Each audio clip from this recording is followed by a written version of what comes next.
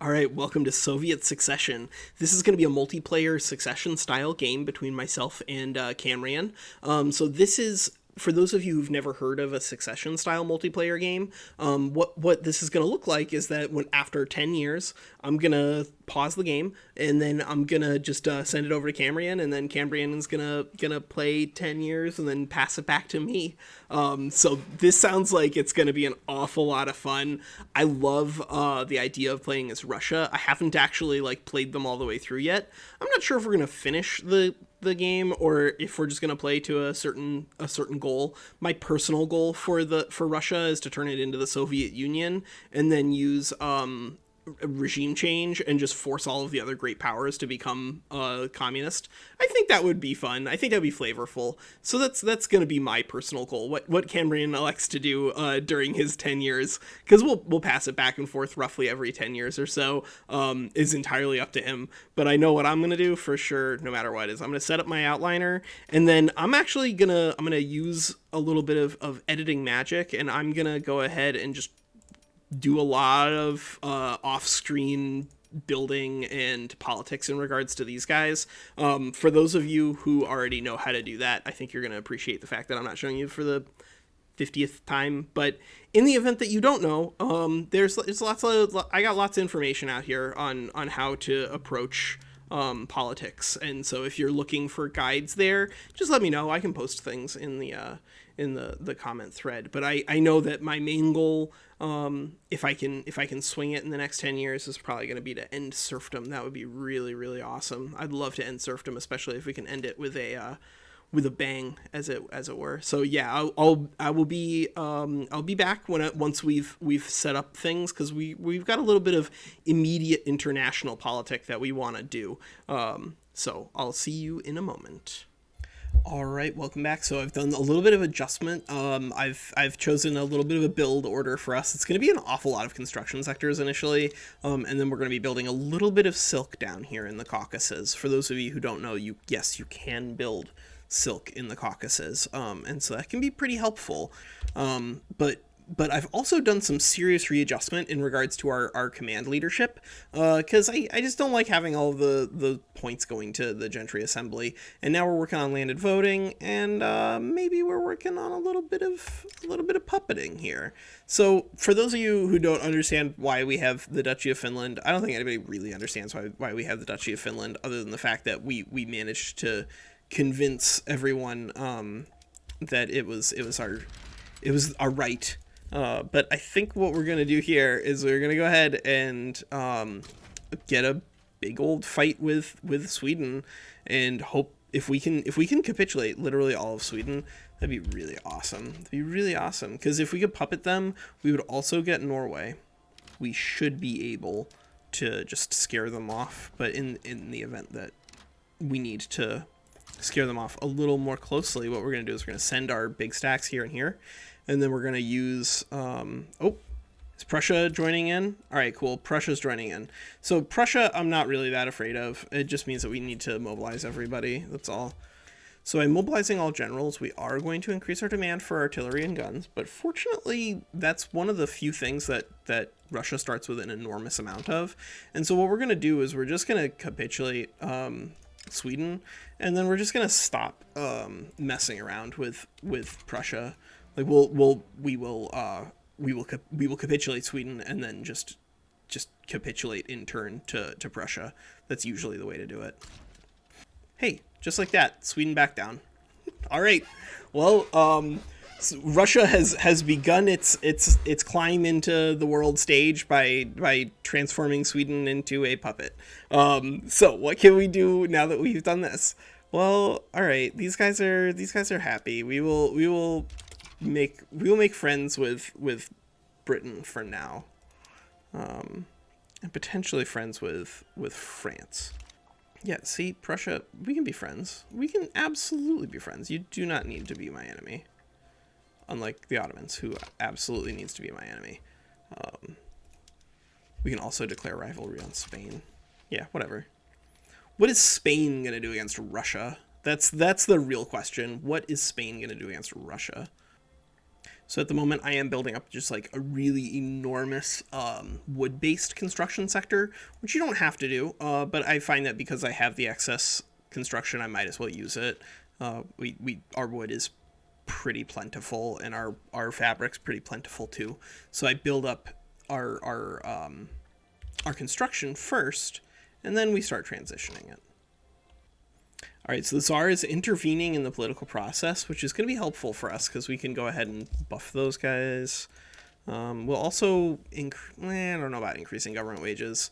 Increasing government wages when we're employing bureaucrats is pretty miserable, so I'm not interested in doing that right now. But we'll do it soon. We'll do it soon. And we're employing all of these people in silk, so that way we can go ahead and get everybody doing craftsman sewing. That'll be really profitable for everyone. So it seems as though the Opium War has been averted, but not in the way that the Qing would prefer. They just backed down. They backed down and were also able to do opium ban and executing opium smugglers. That seems like a bug, but whatever. We'll find out how big a deal that really is. Are they still suffering from widespread opium? They are suffering from widespread opium addiction. But you can see that like some of these places like Manchuria, these are going to be really, really valuable if we can just open them up. And so I think taking an opportunity to start cutting Qing apart will be helpful to us. So let's go ahead and ensure that. Let's find a Diplo play that we're happy with. I think realistically we could do a conquer state on Shandong. That's a very powerful state to take control of, but I think I'd rather just take a treaty port. Ooh, look at that. We hit our first landed voting roll. Awesome. All right, so with landed voting hit, we are going to immediately kick the Gentry Assembly out. We could bring the intelligentsia in, but unfortunately we're still really low in terms of overall support right now, so we can't really afford to do that. But we can do this, and this will be really nice. We could even bolster the Orthodox Church because they had someone who was opposed to this, but who was a traditionalist, but they died. And so that means that now the devout are going to be a little easier to work with, but they still have Russian Orthodox patriarchy, which is going to be rough because they're going to oppose any attempt to get off of serfdom, which I'm not a fan of. No, of course we should pick up lathe. Lathe is a very, very, very powerful technology for those of you who've never used it. Spread the word. Ooh, all right, sweet. So now we can start doing some good construction, because we've gotten through building just an awful lot of construction sectors, but that hasn't really gotten us to where we need to be in terms of our total construction. But this will. We can build a bunch in Moscow, and then we can build a bunch of iron in Saratov. Sure, why not? Right, we've gotten a little bit of progress here in regards to fighting the Chinese. Oh, they just backed down again. All right, well, it is the way. It is the way. All right, so now that we've taken control of a treaty port in China, we can trade with them with sort of impunity. I think it still makes sense for us to import. Yeah, we'll import some iron here. We can also import some tools. The Octoberist Party, petite bourgeoisie, gentry, and armed forces are all going to join forces together. So that means that we're going to need to be careful. Yeah, they've already formed a super party.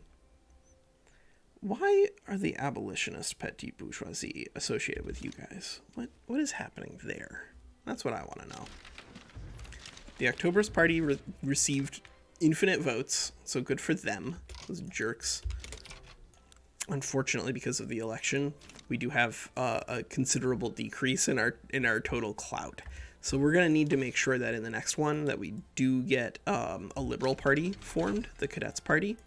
We may even want to have the Trudovik group come together, because that would be really helpful. Yeah, maybe we do mass communication down to egalitarianism. We should pick up mechanical tools and atmosphere. Yeah, we'll do mechanical tools, Atmo, and then railways. And then we'll pop back to get the Trudovik, because we have a little bit of time. And we can just build even faster if we want to. Yep, we can build even faster if we want to. we can leave our friends behind. All right, so we have come up with this plan here to remove the strength of the gentry assembly. We could just destroy them through conventional means, but I'm happy destroying them with special powers. I don't mind that. Oh man, so we have a Heavenly Kingdom uprising here. China is just having some difficulty. Ooh.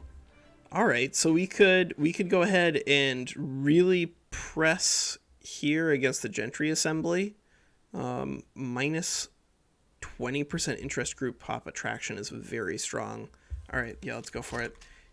All right, so we got Sergei Uvarov. Ooh, all right, so we have options now. Actually, we can stop suppressing. Oh, and we need to get this guy not mad anymore, because if we can get him to not angry, then we can reform the government and bring these guys in. And then we can do a switch over to a professional army, because we just got a jingoist in control of the gentry assembly, because we were using enough suppression efforts on him that the dude who was in charge left. Sergei Uvarov is not an immortal figure, and so when things got bad, he packed up and left home. Okay, so we got a little event that boosted the happiness of the gentry assembly. We can add them back to the government, and now we can go ahead and switch either into national militia or into professional army. I think as it stands, I'm actually more interested in switching into national militia than professional army with our current setup, because it's gonna allow us to it's still going to be pretty easy to get past because of the gentry assembly bonus. But two, it's also going to scale pretty well into the late game, because we can go into mass conscription a little easier out of national militia, and we don't even have to destroy our barracks unless we really want to, which sometimes it is worth doing. Oh, Heavenly Kingdom finished? What on earth? Oh, interesting. All right, so something happened over in China. They lost control of the Heavenly Kingdom, so now 150 million pops are just hanging out down here. Well. It looks like things are all coming up for us here in the Soviet Union. Or at least what will become the Soviet Union, we hope. We're still working on removing the gentry assembly, but we've pushed them around pretty hard, and I think once we get the national militia done, I think we can make the gentry assembly angry enough that they'll leave the government. Because if we can get them angry enough that they'll leave the government, then they're not going to be allied with the armed forces of the petite bourgeoisie anymore, which will be really helpful for us. Now that we've constructed a little bit of coal, we can go ahead and employ a little bit of coal use in our double capitals. That'll help increase demand for coal in our industrial market. I think our goal in regards to law work after national militia is probably going to be switching into appointed bureaucrats, maybe elected bureaucrats though, because the petite bourgeoisie would like that, and we don't currently have the intelligentsia in power anywhere. And now that we have petite bourgeoisie, who's our only abolitionist, that might be pretty helpful to get them pretty strong. So Russia has expanded. It may not be inappropriate for us to start a little war against Japan. After all, somebody needs to control all of Hokkaido. The fact that we have this border war here is kind of inexcusable, and I can fix that. So if we were to attack Japan and invade for control of Hokkaido, that would be pretty interesting. I wonder if there's a way to convince Qing to not back down, so that way we can fight them and just blow them up, because that would be pretty cool. I wouldn't mind blowing up Qing. All right, cool. So we'll have another war with China in 42. We could potentially invade Heavenly Kingdom, but we don't have a land border with them, so I'm not going to waste my time. No, you're right. You are correct. They have been favored. That is intentional. I'd love to get serfdom off the books by the time I get this save file over to Camrian. That would be really fun. I'd like to get that. I'd like to get control of Hokkaido. All right, so we can go ahead and we can take an entire state here. I'm ready. I'm ready to fight Japan. Oh, look at that. Japan backs down. Cool. Well, we'll go back to atmospheric engine. That's a really big deal. Atmospheric engine is probably a good enough reason for me to go ahead and expand coal mines in another location when I do fair. Okay, so we have a new election, and now we have a cadets party and the Russian assembly. Okay, so very interesting. The landowner party has kind of fractured a little bit. Not as much as I'd like. The petite bourgeoisie are still aligned with the gentry assembly for some reason. But that does mean that now we are going to need to take a look at what we're doing here in terms of our government. Once we get this thing passed, because once we get this passed, then our election is going to happen, and we're going to need to come up with a new way to distribute power in our country. We didn't get it. That's unfortunate, but that's okay. By hitting enactment success chance, we're still going to get this thing closer to being done. Oh no, that's so slow. All right, we can do this. Yeah, I wouldn't hate doing that. Swap things around. Now we have a really weird cursed combination of the Liberal Party and the Conservative Party in power. That's pretty cool. It's pretty weird, but pretty cool. All right, anti-alcohol. Ooh, the Russian Assembly is going to get plus 30%. Yeah, you know what? We'll do minus 10% to the Octoberist Party, because that's going to increase our chance to get even more votes with the Cadets Party. We are working towards atmospheric engine. We already have steel tools online. I think I'm just going to go ahead and do all coal. I like using tools even with Russia, because this is going to dramatically increase our demand for tools. And generally speaking, I just want to be maximizing my demand for the things that my industrialists are going to be constructing and producing, because this is going to make them richer. Okay, so we got a new election, and now we have let's see, the dream. Yeah, it can't be that harming. So now we've got a new party in charge, or a new combination of parties in charge. We have the industrialists and the intelligentsia over here. We can probably stop bolstering the industrialists, because frankly they're not going to be pulling the pop types that we need to be pulling anyway. In the meantime, I guess we should probably put that authority to work. We can tax tea and clothes and furniture.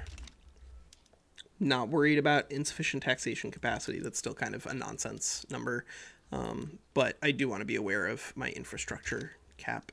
I also need to get this thing done, so that way I can move on to working on the important thing, which is appointed bureaucrats. Gentry Assembly, just pass it. Just pass the thing. Yes. All right, we got National Militia. Awesome. And so, our leader changed. So now they're not even happy about that anymore. But that actually might be helpful for us, because it might encourage the landowner to just leave when we click this button. Let's see. Let's find out. Are they gonna resign from government? Because that's what we want. We want them to resign from government. We want them to get so angry that they quit. Hey, check it out. We just got atmospheric engine. That's going to be really helpful for us. So we can just do engine pumps on these guys. So the reason that I like atmospheric engine, of course, is that I love water tube boilers as a spillover tech, but I do just love atmospheric engine pumps. They're just really strong. The power of the purse was unlocked. We're just things are going really well for us as Russia. Everything's coming up Millhouse, except of course that we haven't built a single academy yet. But that's okay. We don't really need to do that much research, right? It's not that important to do university stuff. Yeah, we'll build some universities in St. Petersburg and Moscow. That'll be fine. So far Prussia has kind of just like allowed us to do this. Atmospheric engine was complete. Sick. All right, so yes, we will go ahead and take even more tech points. I just like taking tech points. I think techs are pretty good. And then once we get serfdom abolished, if we still have this and the gentry assembly are still hanging out in government for whatever reason, then we can just go into corn laws. May 1843, we get a roll on serfdom, so I'm going to take that one, and then we'll see where we are. But if we can fight Qing immediately after abolishing serfdom, I'll be so happy. I just want to do as much damage to Qing as possible, because we want to be able to be strong enough that we can capitulate every single great power. But I think one of the things that we're going to need to do in order to accomplish that is, oh, hell yes, awesome, is beat the crap out of Qing. I think if we can just beat the crap out of Qing, then things will be sweet. Oh no, did we broke corn laws because they're not powerful anymore. All right, gentry assembly, what are you going to do about it? What are you going to do about it? Are you gonna start a civil war? You could. We have petit bourgeoisie and intelligentsia here, so we could go in and do elected bureaucrats instead of hereditary bureaucrats, or appointed bureaucrats instead of hereditary bureaucrats. I think because we're going to be heading towards autocracy at some point. Disallowed by autocracy. Let's go in for appointed bureaucrats. January 1844. I mean, are you guys gonna be able to come up with stall chants? I don't think so. These guys are just like stuck in government, trying to pretend like they can inflict stall chants on us, and meanwhile we're just like pummeling them in the face. Get out of here, gentry assembly. You think you're so cool, but you don't know. You just don't know. You don't know that you are not the coolest, and in fact, we are the coolest. Oh, right. We need to get out of traditionalism and into laissez-faire too. Well, we can figure that one out later. We're getting close to railways, so we are going to need to go ahead and develop a rail technology. You always want to make sure that you have motor industries around whenever you do that. Oh, we've also built up a little bit of lead, so let's go ahead and use leaded glass. Yeah, I'm going to start with just a little bit of a motor industry in Kursk just to get it going. And that'll create a little bit of demand for some stuff, and then we're going to go ahead and get some more glass going. This is okay. We really do need we need our railway technology online, but we're working there. We're getting pretty close. Mother Russia, rain down. All right, so what can we do now that we've established ourselves? Oh, right, we can.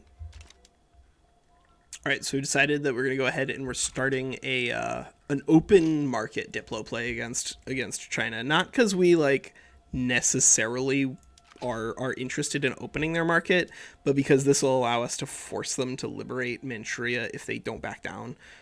All right, so we could technically offer an obligation to pull the Brits in, but I don't think we want to do that. I think we'd much rather actually like fight China than have them capitulate. And so if we can finagle that, then that would be really advantageous for us. I wouldn't even hate doing liberate Mongolia either, because Mongolia, although it's not very useful, it is very, very poor background territory. But it has a lot of coal, and that's good. Having a lot of coal is usually pretty good. Can liberate Mongolia. Let's do it. All right, we got appointed bureaucrats. We're just really rushing through the elimination of these guys now. Yeah, radicals from discrimination. That's unfortunate, but what are you gonna do? What are you gonna do? All right, so we got appointed bureaucrats. What can we not get these guys angry enough to quit? Is that what's happening? We just like literally can't do it. All right. Well, in that case, we will just keep going. If we cannot get them angry enough to quit, then we'll just keep using their. Hey, sweet. We got a war with Qing. So we're able to convince them to actually fight us by keeping this front kind of unprotected. But now once our troops show up, it's gonna be pretty bad for them. Yeah. We're gonna go ahead and just probably beat the crap out of the Chinese in this war is the most likely outcome. All right, so our troops are making some rapid progress over here against China. It's gonna be kind of rough for them for a little while. There's not really any way around it. This is after all the century of humiliation. We don't strictly need to be beating up on China in order to make progress in regards to conquering Europe and destroying all of the great powers, but it does make your ability to project force a lot easier if you can destroy China, if you can knock a power out of the game by just completely trampling them, it's usually pretty good. It's usually pretty good. Oh, we got rail, baby. All right. With rail online and all of that stuff up and going, the question now becomes, do we pick up egalitarianism and make progress towards the revolution that way? Because that is necessary for us to start doing like really important stuff like multiculturalism. I think I'm going to go with agriculture and then do agriculture into nitroglycerin. But if you disagreed, then that's okay. I think that one is a little trickier. But now we can start building some market access. That's exciting. That's very exciting. Ooh. All right. So we could increase the popularity of the industrialists, which for the time being are going to be useful allies, but it kind of depends, right? This is going to be helpful, but it's also this is going to empower the industrialists in a way that's going to make it harder to get them out of power. But I think I'm just going to go with the success chance. 9 times out of 10, if you're not sure, just go with success chance. It's usually correct. It's usually correct. Yeah, so we're gonna be able to pass this save file over to Canrian probably like immediately after we capitulate Qing. So that'll be pretty fun. I like that. We'll see. We should be able to get there. We should be able to get there because their war support I think is gonna collapse faster than ours. Yeah, their war support is gonna collapse faster than ours. Hey, laissez-faire. Awesome. So we're gonna have a pretty good built up base of power as Russia so far, but we still have a lot of progress that we need to make, right? We don't have schools yet. We really need them. Oh my God, we really need bureaucracy, don't we? Yeah, we do need bureaucracy, don't we? Oh my goodness, we got into appointed bureaucrats and we didn't even do anything about it. And now we have not even enough infrastructure in Kiev. Embarrassing, just embarrassing. But that's okay. We can fix this. We can go ahead and build some more government admin. All right, capitulation. We did it. We blew up Qing, everybody. So now by having blown up Qing like this, hopefully we can make it so that Qing just like literally completely implodes. Because at that point we can start cleaning up over here. If there's no China, we are in pretty good shape to just. I actually wonder what's going to happen to their internal economy if they lost the opium wars. How are they doing opium ban? That's what I want to know. How on earth are they doing opium ban? I don't know. It makes no sense to me. But we're working on administration, so that's going to be really helpful for us. We're up to 150 construction, but that's not like an insanely high amount. That's mostly just because we've been spending so much time and effort on bullying China for fun.